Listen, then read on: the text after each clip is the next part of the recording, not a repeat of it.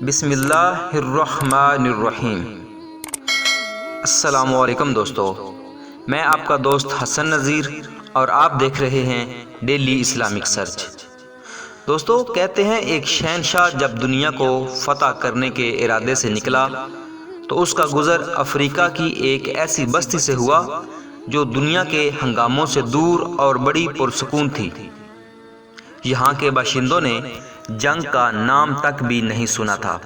میں یہ کہتا ہوں کہ یہ خزانہ میرا نہیں ہے، کیونکہ میں نے اس سے صرف زمین خریدی تھی اور اسے صرف زمین کی قیمت ہی ادا کی تھی، بلکہ خزانے کی نہیں۔ مدعا علیہ نے جواب میں کہا، میرا ضمیر ابھی زندہ ہے، میں یہ خزانہ اس سے کس طرح لے سکتا ہوں؟ میں نے تو اس کے ہاتھ زمین فروخت کر دی تھی، اب اس میں جو کچھ بھی برآمد ہو یہ اس کی قسمت ہے اور یہی اس کا مالک ہے۔ میرا اب اس زمین اور اس میں موجود اشیاء سے کوئی تعلق نہیں ہے۔ سردار نے غور کرنے کے بعد مدعی سے دریافت کیا، تمہارا کوئی لڑکا ہے؟ مدعی نے جواب دیا، ہاں ہے۔ پھر مدعا علیہ سے پوچھا، اور تمہاری کوئی لڑکی بھی ہے؟ مدعا علیہ نے بھی جواب دیا، جی ہاں، میری ایک لڑکی ہے۔ تو شہنشاہ نے فرمایا، تم ان دونوں کی شادی کر کے یہ خزانہ ان کے حوالے کر دو۔ اس فیصلے نے نئے آنے والے شہنشاہ کو حیران کر دیا۔ وہ فکر مند ہو کر کچھ سوچنے لگا۔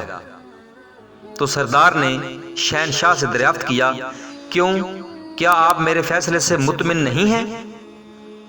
شہنشاہ نے جواب دیا، نہیں، ایسی بات نہیں ہے، لیکن تمہارا فیصلہ ہمارے نزدیک حیران کن ضرور ہے۔ سردار نے سوال کیا، اگر یہ مقدمہ آپ کے روبرو پیش ہوتا تو آپ کیا فیصلہ سناتے؟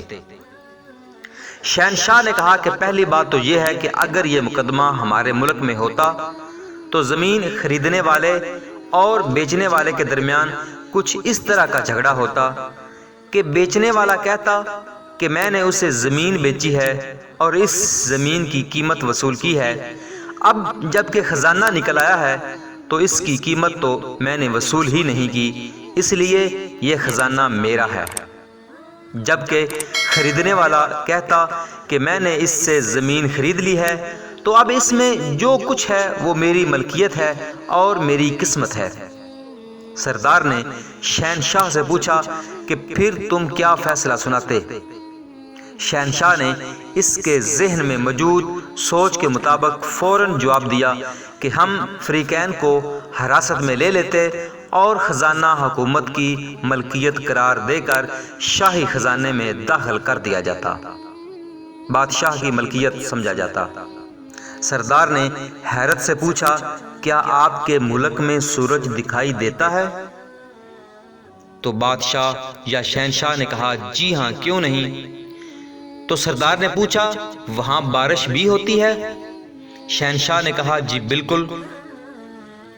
سردار بہت حیران ہوا اور کہا، بہت خوب، لیکن ایک بات اور بتائیں، کیا آپ کے ہاں جانور بھی پائے جاتے ہیں جو گھاس اور چارہ چرتے ہیں؟ تو شہنشاہ نے کہا، ہاں، ایسے بے شمار جانور ہمارے ہاں پائے جاتے ہیں۔ تو سردار نے یوں گردن ہلائی اور کہا، او خوب، میں اب سمجھا، جیسے کوئی مشکل ترین بات اس کی سمجھ میں آ گئی ہو۔ تو اس ناانصافی کی سرزمین میں شاید انہی جانوروں کے طفیل سورج روشنی دے رہا ہے اور بارش کھیتوں کو سیراب کر رہی ہے۔ دوستو، اللہ پاک سے دعا ہے کہ اللہ پاک ہمارے ملک پاکستان میں بھی عدل اور انصاف فراہم کرے، آمین ثم آمین۔ جی ہاں دوستو، اگر آپ کو میری یہ ویڈیو پسند آئی ہے اور آپ چاہتے ہیں کہ میں مزید ایسی ویڈیوز بناتا رہوں اور آپ کی خدمت میں پیش کرتا رہوں تو مجھے اس ویڈیو کے بارے کمنٹ کر کے ضرور آگاہ کریں، اور ساتھ ہی میرے چینل کو سبسکرائب کریں اور اپنے دوستوں کے ساتھ شیئر کریں، کیا پتہ آپ کا ایک شیئر کسی کی زندگی بدل دے۔ اگر اللہ نے چاہا تو ایک نئی ویڈیو میں ایک نئے مضمون کے ساتھ پھر حاضر ہوں گے، تب تک کے لیے مجھے اجازت دیجیے۔ اپنا اور اپنے چاہنے والوں کا بہت سا خیال رکھیے گا۔ اللہ حافظ، اللہ نگہبان۔